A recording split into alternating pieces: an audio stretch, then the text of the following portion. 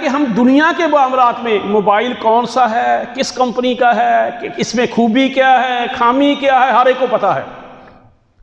اچھا، گھر کے اندر واش روم کی ٹائلوں کے بارے میں ہر ایک کو پتہ ہے، وہ اس کو بھی دیکھیں گے کون سی اچھی ہے کون سی۔ اگر نہیں پتہ، دین کا نہیں پتہ، کیونکہ ہم نے دین کو اہمیت ہی نہیں دی۔ حالانکہ میرے بھائی، نبیوں نے پتھر کس لیے کھائے بھائی؟ واش روموں کی ٹائلوں کے لیے۔ مارے کس لیے کھائیں؟ محمد اور رسول کو مکے سے کس لیے نکالا گیا؟ کس بنا پہ انبیاء نے کمپرومائز نہیں کیا؟ کس بنا پہ آپ نے ان کی سب سے بڑی دعوت کہ آپ کو مکے کا حکمران بناتے ہیں، آپ نے ٹھکرا دی؟ جس عورت سے شادی چاہتے ہو آپ نے ٹھکرا دی، جتنا مال و دولت چاہتے ہیں آپ نے ٹھکرا دیا۔ کس کی بنا پہ؟ دین پہ۔ اور جب آخری بات، جب محمد الرسول صلی اللہ علیہ وسلم کی شہادت کی خبر جنگ احد کے موقع پہ پھیل گئی تو صحابہ کو بہت عقیدت تھی۔ اور سچی بات ہے کہ جب بندہ جذبات میں ہو اور عقیدت بھی ہو تو صحابہ بد دل ہو گئے، بلکہ کچھ لوگوں میں تو یہ بات آئی کہ جہاں تھے وہاں واپس چلے۔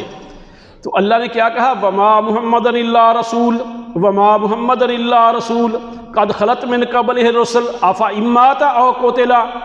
اللہ کہتا محمد تو ایک رسول ہیں، ایک۔ ان جیسے اتنے رسول دین کی خاطر مارے کھا کے چلے گئے۔ یحییٰ علیہ السلام کا سر قلم کر دیا گیا، زکریا علیہ السلام کو آرے سے چیر دیا گیا، کچھوں کا گوشت جو ہے لوہے کی کنگھیوں سے نوچا گیا، تو انہوں نے دین نہیں چھوڑا۔ تم ایک صدمے کی بنا پہ دین چھوڑ دو گے کہ اب ہم؟ تو میرے بھائی، یہ دین بہت اہمیت کا حامل ہے، خدا را اس کو سیکھو، اس کو سمجھو، اس پہ عمل کرو۔ اللہ سے دعا ہے کہ اللہ مجھے اور آپ کو عمل کی توفیق عطا فرمائے۔ وما علینا الا البلاغ المبین۔ اے ایمان والو، بہت سارے راہب، پادری، صوفی، درویش ایسے ہیں جو لوگوں کا مال بھی ناجائز طریقے سے کھاتے ہیں اور انہیں اللہ کے رستے سے بھی روکتے ہیں۔ سورہ توبہ کی یہ آیا ہے، آیا کا نمبر ہے 34۔ اب دنیا کے اندر خیر و شر کی کشمکش تو شروع ہی سے شروع ہو گئی تھی، جب اللہ رب العزت نے فرشتوں سے کہا کہ آدم علیہ السلام کو سجدہ کرو، تو وہ سب سجدے میں گر گئے۔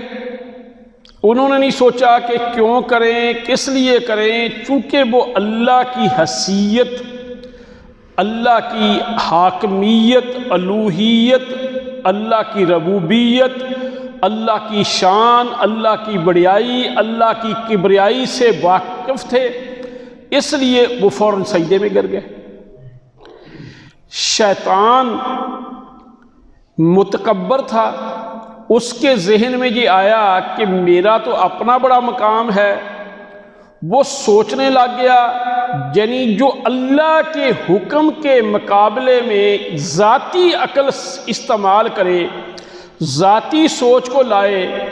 بلکہ قرآن میں ایک جگہ پہ ہے، اس نے کہا کہ یا اللہ تو نے اس کو مٹی سے پیدا کیا، مجھے آگ سے پیدا کیا، انا خیر من، میں اس سے بہتر ہوں۔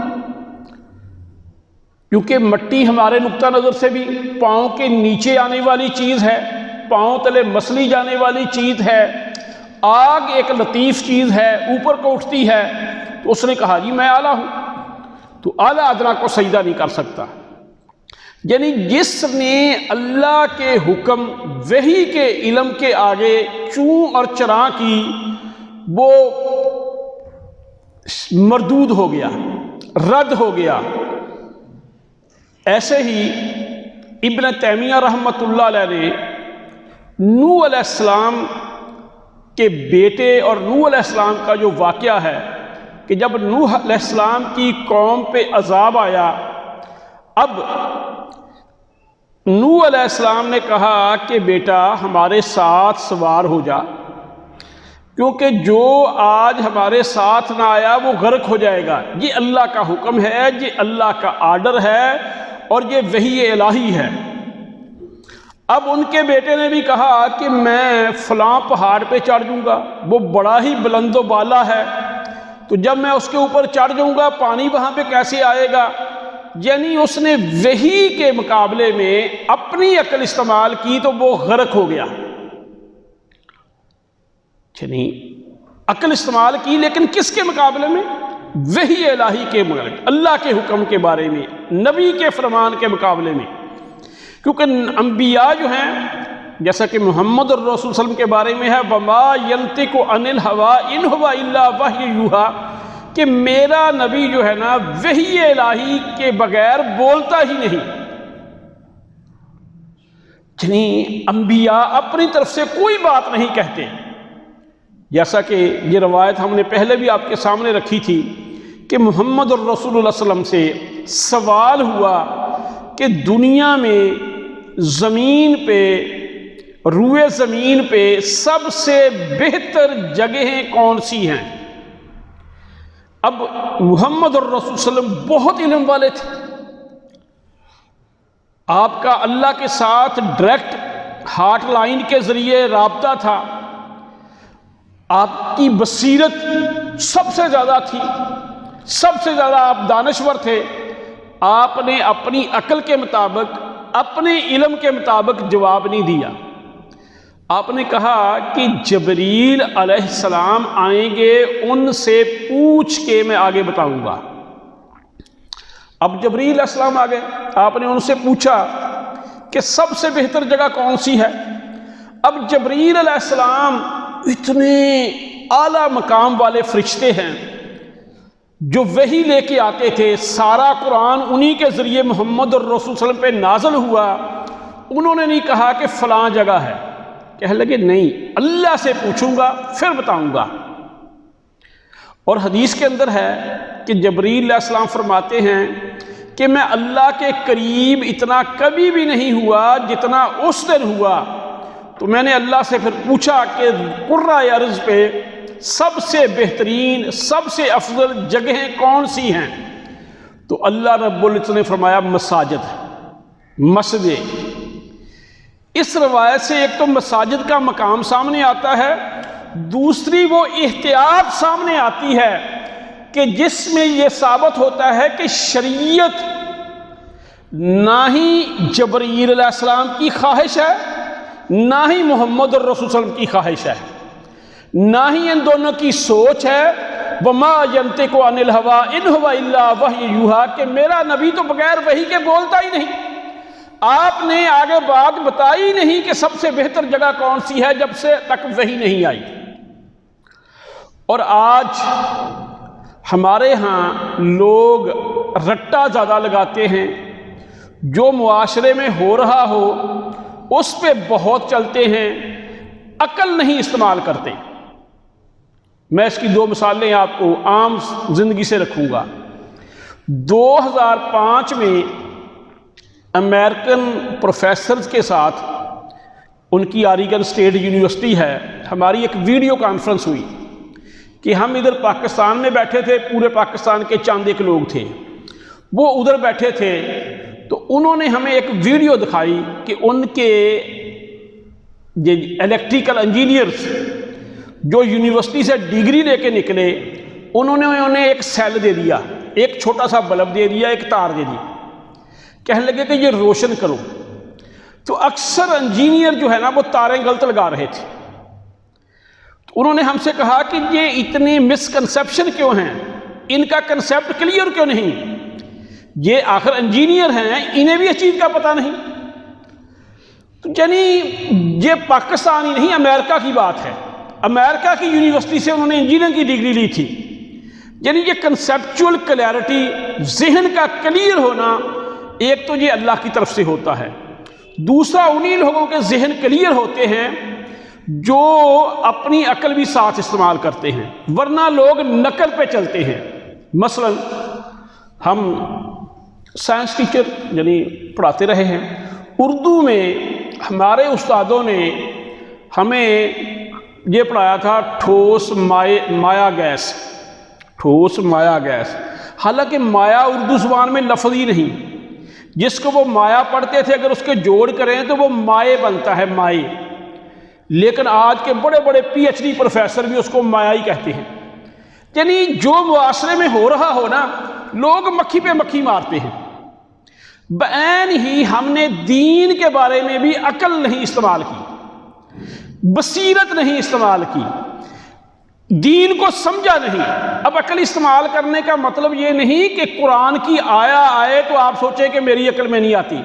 عقل استعمال کرنی ہے کہ یہ قرآن کی آیا بھی ہے، یا قرآن کا مقام کیا ہے، جس نے قرآن نازل کیا وہ کتنی بڑی ذات ہے، کیا میں اس کے فرمان کو رد کر سکتا ہوں؟ کیا کبھی اس کا حکم مان لوں کبھی نہ مان لوں، میں دنیا میں صحیح رہ سکتا ہوں؟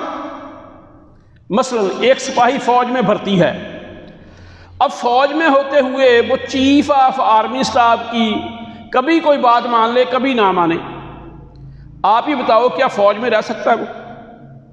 پاکستانی فوج کو ہی لے لیں کہ ایک سپاہی فوج میں ہے، وہ آرمی چیف کی کوئی بات مانتا ہے کوئی نہیں مانتا، کوئی اس کا آرڈر مانتا ہے کوئی نہیں مانتا، کیا ممکن ہے کہ وہ فوج میں رہ جائے؟ کیا ممکن ہے اسے سزا نہ ملے؟ حالانکہ اس آرمی چیف جیسے پتہ نہیں کتنے ہیں۔ بلکہ ایک ہمارے اہل علم نے مثال دی کہ زمین کی حیثیت باقی کائنات میں ہم نے بتا دیا کہ نہ ہونے کے برابر ہے، نہ ہونے کے برابر ہے۔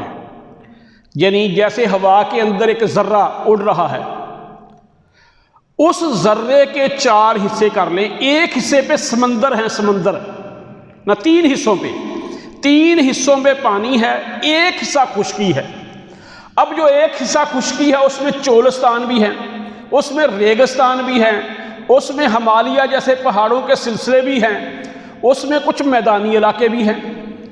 اب جو میدانی علاقے ہیں ان پہ مویشی بھی ہیں، ان میں پرندے بھی ہیں، ان میں فیکٹریاں بھی لگی ہوئی ہیں، ان میں بندے بھی ہیں، اربوں انسان ہیں۔ ان اربوں انسانوں میں ایک ہمارے آرمی کے چیف ہے۔ اب اس ریت کے ذرے کی کیا حیثیت ہے؟ ریت کے ذرے کے 4 حصے کر لیں، ایک حصے کی کیا حیثیت ہے؟ اس میں سے چولستان ریگستان نکال دیں، باقی کی کیا حیثیت ہے؟ باقی مخلوقات نکال دیں تو انسانوں کی کیا حیثیت ہے؟ اربوں انسانوں میں سے ایک آرمی چیف کی کیا حیثیت ہے؟ اب اس آرمی چیف کا اگر حکم نہ مانے تو بندہ فوج میں نہیں رہ سکتا۔ جو ان تمام آسمانوں کا، تمام زمینوں کا مالک خالق ہے، اس کی ہم ایک نماز پڑھ لیں ٹھیک ہے، 2 پڑھ لیں تب بھی ٹھیک ہے، پھر ہم پکے مسلمان کے مسلمان۔ تو میرے بھائی یہ سمجھنے والی باتیں ہیں، کس حیثیت میں تم نماز چھوڑتے ہو؟ ہم گورنمنٹ میں آفیسر رہے ہیں، اگر کوئی کورٹ کا آرڈر آ جاتا تھا ہمیں وقت پڑ جاتا تھا کہ یہ کورٹ کا آرڈر ہے، کورٹ کا، اس پہ عمل کرنا ضروری ہے، سارے محکمے کی دوڑ لگ جاتی تھی، یہ کورٹ نے ایسے کہہ دیا، کورٹ میں فلاں چیز پیش کرنی ہے۔ یہ ممکن ہی نہیں ہوتا تھا کہ ہم کورٹ کے آرڈر کو ڈس اوبے کریں گورنمنٹ ملازم ہوتے ہوئے۔ اب کورٹ والے بھی کیا ہیں، انسان ہی ہیں، ان کا قانون بھی اپنا بنایا ہوا ہے۔ تو جو مالک ہے حی ہے، قیوم ہے، جس نے سارے فرشتے بنائے، انبیاء بنائے، جنت بنائی، جہنم بنائی، سب کچھ بنایا، تو اس کے ہم آدھے حکم مانے آدھے نہ مانے، ایک بات۔ اب پھر دیکھیں اس نے جو ہمارے لیے بنایا ہے، احادیث کے اندر آتا ہے کہ جنتی کا جو خیمہ ہوگا نا، ہم کئی دفعہ عرب لوگ بڑے ریگستانوں میں جا کے صحرا میں خیمے لگا دیتے ہیں، ہم کئی دفعہ باہر کے علاقوں میں جائیں تو اپنا خیمہ لگا لیتے ہیں، موتی کا بنا ہوا خیمہ ہوگا، موتی کا، اور 60 میل لمبا ہوگا، 60 میل۔ ایک خیمہ کتنا لمبا ہوگا؟ موتی کا بنا ہوا ہوگا، یہ ہماری اینٹوں کا نہیں کہ ہم اینٹوں کی یہ مسجد بنائی، ہمیں سارے کئی لوگوں سے چندہ مانگنا پڑا، 2 کنال میں ہے۔ 60 میل کا موتی کا خیمہ ہوگا، وہ ایک جنتی، اور اس جنتی کی جنت کتنی بڑی ہوگی؟ جو سب سے کم تر درجے کا جنتی ہے، جو سب سے لوئسٹ لیول کا جنتی ہے، اس کی جنت اس زمین سے 10 گنا بڑی ہوگی۔ یہ حدیث ہے صحیح مسلم کی، میں اپنی طرف سے نہیں کہہ رہا۔ اب اس اللہ کی ہم نہ مانیں۔ اب اس میں اس کی وضاحت، اس کی ایکسپلینیشن کنہوں نے کرنی تھی؟ اہل علم نے۔ اب اہل علم نے ہمیں آگے نہ ہمارے اندر شوق تھا کہ ہم پوچھے، اصل میں تو ہماری ضرورت تھی نا، ہم پوچھتے، ہم شوق رکھتے، تو آگے ہمیں بتایا نہیں گیا۔ یہی بات اللہ تعالیٰ کہتے ہیں یا ایھا الذین آمنوا، اے ایمان والو، ان کثیر من الاحبار والرہبان لیأکلون اموال الناس بالباطل، کہ بہت سارے راہب، پادری، پیر، صوفی، درویش لوگوں کا مال بھی ہڑپ کرتے ہیں اور انہیں اللہ کے رستے سے بھی روکتے ہیں۔ اللہ سے رستے سے روکنے کا مطلب کیا کہ جو قرآن و حدیث کی اصل بات ہے وہ چھپاتے ہیں۔ اور محمد الرسول صلی اللہ علیہ وسلم نے فرمایا کہ جو عالم حق جانتے ہوئے، علم رکھتے ہوئے لوگوں کو صحیح بات نہیں بتائے گا، قیامت والے دن جہنم کی آگ کی بنی ہوئی لگام اس کے منہ میں پہنا دی جائے گی۔ دوسری ایک صحیح مسلم کی حدیث ہے کہ رسول اللہ صلی اللہ علیہ وسلم نے فرمایا ایک بندہ، اس کے پیٹ کی آنتڑیاں باہر نکلی ہوئی ہوں گی اور وہ ان کے گرد چکر لگائے گا، گھومے گا جیسے کولو کا بیل کولو کے گرد چکر لگاتا ہے۔ لوگ کہیں گے بھی تو بڑا علامہ تھا، فہامہ تھا، دنیا میں ہمیں مسئلے بتاتا تھا، تیرا حال کیوں ہے یہ؟ وہ کہے گا تمہیں بتاتا تھا، خود عمل نہیں کرتا تھا۔ نہ بتانے کی بھی سزا ہے، اور جو مولوی خود عمل نہ کرے اس کی بھی یہی سزا ہے، یہ سزا ہے۔ تو میرے بھائی، اب بات کیا چل رہی تھی کہ کچھ دن پہلے میں نے ایک بات رکھی، وہ بھی یہ سورہ توبہ کی 34ویں آیا ہے جو اب میں نے پڑھی ہے، وہ 31ویں ہے۔ 31ویں آیا میں کیا ہے؟ اتخذوا، انہوں نے پکڑا، احبارہم ورہبانہم ارباب من دون اللہ، کہ اپنے پادریوں کو، اپنے راہبوں کو اللہ کے سوا رب بنا لیا۔ یہ سورہ توبہ کی آیا نمبر 31 ہے۔ اور عدی بن حاتم عیسائی تھے پہلے، یہ نئے نئے مسلمان ہو گئے، تو محمد الرسول صلی اللہ علیہ وسلم سے اس آیا کا مطلب پوچھنے لگ گئے کہ ہم کب اپنے پادریوں کو، ہم کب اپنے راہبوں کو، ہم کب رب مانتے ہیں ان کو؟ تو رسول اللہ صلی اللہ علیہ وسلم نے فرمایا کیا تم جس چیز کو کہہ دیں کہ یہ حلال ہے تم حلال نہیں مانتے، جس چیز کو وہ حرام کہہ دے تم حرام نہیں مانتے؟ انہوں نے کہا یہ ٹھیک ہے۔ آپ نے فرمایا شریعت سازی کا یہ مفہوم ہے حدیث کا، شریعت سازی کا اختیار تو اللہ کی ذات کو ہے، تم نے مولویوں کو دے دیا، تو یہی ان کو رب بنانا ہے۔ اور اس کی تشریح ترمذی کی حدیث نمبر 3095، ترمذی میں علامہ البانی نے اس حدیث کو صحیح کہا ہے، 3095 میں یہ عدی بن حاتم کی وضاحت آ رہی ہے کہ انہوں نے اپنے مولویوں اور پیروں کو رب بنا لیا۔ اب قرآن کی کوئی بھی آیا ہے اس کا شان نزول خاص ہوتا ہے، لیکن حکم اس کا عام ہوتا ہے۔ اگر کسی خاص واقعے کے بارے میں ہو تو اسے تو ختم ہو جانا چاہیے تھا، اب کیوں رکھی اللہ نے؟ یہ قیامت تک کے لیے ہے۔ اگر میں اور آپ بھی اپنے مولویوں کی، اپنے بڑوں کی باتوں کو دیکھیں، علماء کا کام، فقہا کا کام دین سمجھانا ہوتا ہے، دین سمجھانا، دین آگے پہنچانا، دین کی تبلیغ کرنا، شریعت سازی ان کا کام نہیں۔ جیسے عدلیہ کا کام قانون کی امپلیمنٹیشن ہے، دستور کو اپلائی کر کے فیصلے کرنا ہے، عدلیہ کا کام قانون سازی نہیں ہے۔ بعین ہی امتیوں کا کام شریعت پہ عمل کرنا ہے۔ ہاں، زیادہ سے زیادہ جو اعلیٰ کام کیا ہے شریعت کی تبلیغ ہے، شریعت کے مسائل لوگوں کو سمجھانا ہے۔ جو امتیوں کی باتوں کو دین سمجھتے ہیں وہ ان کو رب مانتے ہیں، یہ شرک ہے۔ یہی میں نے شروع میں آپ کے سامنے حدیث رکھی کہ محمد الرسول اللہ صلی اللہ علیہ وسلم سے انبیاء بھی شریعت خود نہیں بناتے، انبیاء اللہ کی طرف سے پیغام آتا ہے آگے پہنچاتے ہیں۔ سورہ الحاقہ کے اندر اللہ نے محمد الرسول صلی اللہ علیہ وسلم کا ذکر کیا۔ اب کتنا اللہ کو اپنے نبی سے پیار تھا۔ کہیں پہ اللہ تعالیٰ کہتے ہیں یا ایھا المدثر، یا ایھا المزمل، بڑے ادب سے اللہ نے نام لیا، یا ایھا النبی۔ سورہ حزاب ہے، اللہ تعالیٰ کہتے ہیں یا ایھا النبی، اے نبی اتق اللہ، اللہ سے ڈر، ولا تطع الکافرین والمنافقین، کافروں اور منافقوں کا کہنا نہیں ماننا۔ کرنا کیا ہے؟ چل تو خود بڑا سمجھدار ہے، تو نے تو جب میں نے تجھ پہ وحی نازل نہیں کی تھی، جو تیری پہلی 40 سالہ زندگی ہے اس میں بھی کبھی جھوٹ نہیں بولا، تو اس وقت بھی لوگوں کے فیصلے کرتا تھا، اس وقت بھی لوگوں کی امانتیں آپ کے پاس تھیں، لوگ اس وقت بھی آپ کو امین اور صدیق مانتے تھے، تو پہلے ہی پارسا تھا، تو اپنی ہی خواہشات، اپنی ہی تعلیمات، اپنی سوچ پہ عمل کر نہیں، واتبع پیروی کر کس کی؟ ما یوحی الیک من ربک، جو تیرے رب نے جو تجھ پہ نازل کیا اس پہ چل۔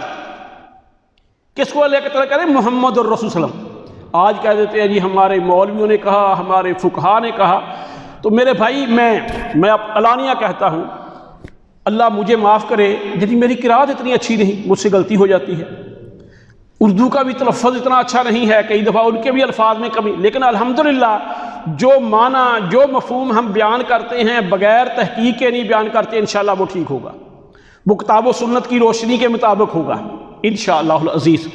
ایسے ہی باقی بھی ہے، دیکھیں کوئی جج بتا دے مجھے، کوئی جج جتنا مرضی قابل ہو کہ اس کے سارے فیصلے ٹھیک ہوں، اور فیصلہ غلط ہونے سے یہ بھی نہیں کہ جج بیوقوف ہو گیا یا جج ناکام ہو گیا، انسان ہے، انسانوں کو غلطیاں لگتی ہیں۔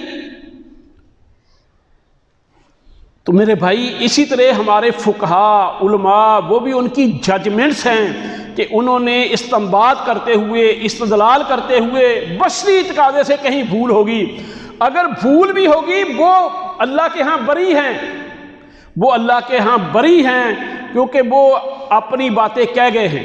مثلا امام ابو حنیفہ رحمۃ اللہ علیہ وہ کہہ گئے ہیں کہ اگر میری کوئی بات، میرا کوئی قول، میرا کوئی فعل صحابہ کے کسی قول فعل کے خلاف ہو، اس کو اٹھا کے دیوار پہ مارو، اسے پھینک دو، اور وہاں سے دین لو جہاں سے صحابہ نے لیا ہے۔ وہ کہا کرتے تھے فَإِذَا أَصْحَ الْحَدِيثُ فَهُوَ مَذْهَبِي، جب صحیح حدیث آ جائے وہی میرا مذہب ہے۔ ہاں ایک ہے کسی کے علم میں بات نہ آئی ہو تو پھر وہ بات کہہ دے کہ میرے علم میں یہ بات نہیں تھی، اس سے غلطی ہو جائے، اللہ معاف کرے گا۔ تو غلطیاں انسانوں سے ہوتی رہی ہیں، صحابہ سے بھی ہوئی ہیں، ائمہ سے بھی ہوئی ہیں، اور بھی بڑے لوگوں سے ہوئی ہیں۔ انسان ہے ہی خطا کا پتلا، لیکن وہ غلطی کو عادت نہیں بناتا۔ تو اس لیے پہلی بات کہ ہمیں دین کو سمجھنا چاہیے، دین اللہ کا قرآن ہے، جب محمد صلی اللہ علیہ وسلم کا فرمان ہے۔ باقی جو چیزیں ہیں وہ اس کی تشریح ہو سکتی ہیں، اس کی تفسیر ہو سکتی ہیں، اس کی آگے وضاحت ہو سکتی ہیں، لوگوں نے کی ہے، جیسے جج بھی قانون کی تشریح کرتے ہیں، ایسے ہی علماء کرتے ہیں۔ تو آج ہمیں پہلی بات تو یہ ہے کہ یہی علم نہیں کہ شریعت کیا ہے، پھر ہم نے سیکھنے کی بھی زحمت نہیں کی۔ مثلا چلو بھول لگ گئی، اختلاف لگ گیا، ہو گیا، ہمارے ہاں فرقے بن گئے، جن باتوں پہ سارے فرقے متفق ہیں، جن باتوں پہ سارے فرقے متفق ہیں، ہمیں اس کا بھی نہیں پتہ۔ مثلا خدا نہ کرے شریعت کے اندر اختلاف کو، نزاع کو بہت غلط جانا گیا ہے۔ رسول اللہ صلی اللہ علیہ وسلم نے فرمایا کہ جو مومن مسلمان ہوتے ہیں اللہ تعالیٰ سوموار والے دن اور جمعرات والے دن عام معافی کرتے ہیں، عام معافی، جو ان کے گناہ ہوتے ہیں معاف کر دیے جاتے ہیں، لیکن دو بندوں کی معافی پینڈنگ کر دی جاتی ہے، اس کو روک دیا جاتا ہے۔ وہ دو مسلمان وہ ہیں جو آپس میں ناراض ہیں،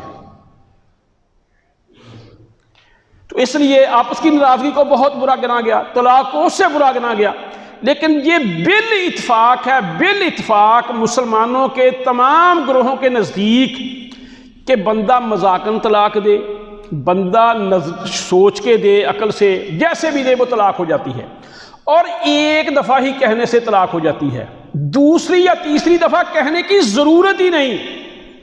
یہ کس نے کہا کہ دوسری دفعہ دو؟ اب جب ایک دفعہ ہوگی، عدت گزرنے کے بعد عورت آزاد ہے، نئی جگہ اس کی شادی ہو سکتی ہے۔ اب ہمارے ہاں کیا ہے کہ وہ عدالت میں جاتے ہیں، نہ عدالت والے کو پتہ ہے نہ طلاق دینے والے کو پتہ، وہ کہتا ہے جی میں نے 3 طلاقیں دے دی۔ اب جب 3 کا لفظ نکل جاتا ہے پھر آگے اختلاف شروع ہو جاتا ہے۔ ہم تو کہتے ہیں کہ 3 کہنے کا مطلب ایک دفعہ کہنے کا ایک ہی ہے، جو کہتے ہیں 3 وہ کہتے ہیں تینوں ہی ہو گئی ہیں، حالانکہ یہ خود مانتے ہیں۔ ابن تیمیہ کا موقف اس میں سب سے بہتر ہے یہ خود مانتے ہیں، وہ کہتے ہیں کہ جب زبان سے لفظ نکالا طلاق ہوگی۔ اب دوسری دفعہ والی طلاق کسے دے رہا ہے؟ یا تو اس کے ساتھ صلح کرے، اس کو اپنی بیوی بنائے، تب دوبارہ طلاق دے سکتا ہے۔ جب پہلی دفعہ طلاق کہنے سے وہ اس کی بیوی رہی نہیں، اب ایک عورت بازار میں جا رہی ہے، میں کہتا ہوں میں نے آپ کو طلاق دی ہے، جب میری بیوی نہیں میں طلاق کیسے دے سکتا ہوں؟ جب پہلی دفعہ کہنے سے طلاق ہوگی، دوسری تیسری کسے دے رہے ہو؟ یہ تو ہوائی فائر ہے، ہم لوگ سمجھتے نہیں اس کو۔ چلو باقی چیزوں میں تو اختلاف ہے، لیکن یہ اتفاق ہے کہ ایک دفعہ طلاق دینے سے ہو جاتی ہے۔ اب وہ کسی کو نہیں پتا، نہ وہ کورٹوں والوں کو پتا، پھر وہ سارے تین لکھ کے پھر مسئلے پیدا ہوتے ہیں، پھر ایک دوسرے کے پاس فتووں کے لیے جاتے ہیں، پھر مولوی عجیب عجیب فتوے دیتے ہیں جو غیر فطری ہیں، جن کو انسان کا ضمیر مانتا ہی نہیں۔ اب میں اس طرف نہیں جاؤں گا۔ بعین ہی ہمارے ہاں نکاح کے موقع پہ نکاح کے بارے میں بھی مذاق منع ہے، جیسے طلاق کے بارے میں مذاق منع ہے، ایسے ہی نکاح کے بارے میں بھی مذاق نہیں کر سکتے آپ۔ دونوں معاملات جو ہے نا جو سنجیدہ ہیں شریعت کے اندر، ان میں مذاق کی ممانعت ہے۔ اب جب لڑکے کا نکاح کا خطبہ سنت ہے، نکاح کی شرائط میں دو ہی چیزیں ہیں، ایاب و قبول اور گواہوں کی موجودگی۔ جو شرائط ہیں جو لازمی ہیں، گواہوں کا ہونا، یہ نہیں کہ کہیں پہ گواہ ہوئی نہ لڑکا لڑکی کہیں جی ہم نے آپس میں نکاح کر لیا، گواہوں کا ہونا ضروری ہے۔ اسی لیے نکاح اعلانیہ ہونا چاہیے تاکہ سب کو پتہ چلے۔ تو گواہوں کا ہونا اور ایاب و قبول۔ اب ایاب و قبول میں بھی ہمارے ہاں جی جب تک 3 دفعہ نہ پوچھ رہے لوگ کہتے شاید ایاب و قبول ہوا ہی نہیں، حالانکہ یہ کوئی مسئلہ نہیں ہے، ایک دفعہ کہنے سے ایاب و قبول ہو گیا، گواہوں نے سن لیا، بس کافی ہے۔ اچھا اب کیا ہے کہ ہم دنیا کے معاملات میں موبائل کون سا ہے، کس کمپنی کا ہے، اس میں خوبی کیا ہے، خامی کیا ہے، ہر ایک کو پتہ ہے۔ اچھا گھر کے اندر واش روم کی ٹائلوں کے بارے میں ہر ایک کو پتہ ہے، اس کو بھی دیکھیں گے کون سی اچھی ہے کون سی، اگر نہیں پتہ دین کا نہیں پتہ، کیونکہ ہم نے دین کو اہمیت ہی نہیں دی۔ حالانکہ میرے بھائی نبیوں نے پتھر کس لیے کھائے بھائی؟ واش روموں کی ٹائلوں کے لیے۔ مارے کس لیے کھائیں؟ محمد الرسول صلی اللہ علیہ وسلم کو مکے سے کس لیے نکالا گیا؟ کس بنا پہ انبیاء نے کمپرومائز نہیں کیا؟ کس بنا پہ آپ نے ان کی سب سے بڑی دعوت کہ آپ کو مکے کا حکمران بناتے ہیں آپ نے ٹھکرا دی؟ جس عورت سے شادی چاہتے ہو آپ نے ٹھکرا دی، جتنا مال و دولت چاہتے ہیں آپ نے ٹھکرا دیا، کس کی بنا پہ؟ دین پہ۔ اور جب آخری بات، جب محمد الرسول صلی اللہ علیہ وسلم کی شہادت کی خبر جنگ احد کے موقع پہ پھیل گئی تو صحابہ کو بہت عقیدت تھی، اور سچی بات ہے کہ جب بندہ جذبات میں ہو اور عقیدت بھی ہو تو صحابہ بد دل ہو گئے، بلکہ کچھ لوگوں میں تو یہ بات آئی کہ جہاں تھے وہاں واپس چلے۔ تو اللہ نے کیا کہا؟ وما محمد الا رسول وما محمد الا رسول قد خلت من قبلہ الرسل افا امات او قتلا۔ اللہ کہتا محمد تو ایک رسول ہیں، ایک، ان جیسے اتنے رسول دین کی خاطر مارے کھا کے چلے گئے۔ یحییٰ علیہ السلام کا سر قلم کر دیا گیا، زکریا علیہ السلام کو آرے سے چیر دیا گیا، کچھوں کا گوشت جو ہے لوہے کی کنگھیوں سے نوچا گیا، تو انہوں نے دین نہیں چھوڑا۔ تم ایک صدمے کی بنا پہ دین چھوڑ دو گے کہ اب ہم؟ تو میرے بھائی یہ دین بہت اہمیت کا حامل ہے، خدا را اس کو سیکھو، اس کو سمجھو، اس پہ عمل کرو۔ اللہ سے دعا ہے کہ اللہ مجھے اور آپ کو عمل کی توفیق عطا فرمائے۔ وما علینا الا البلاغ المبین۔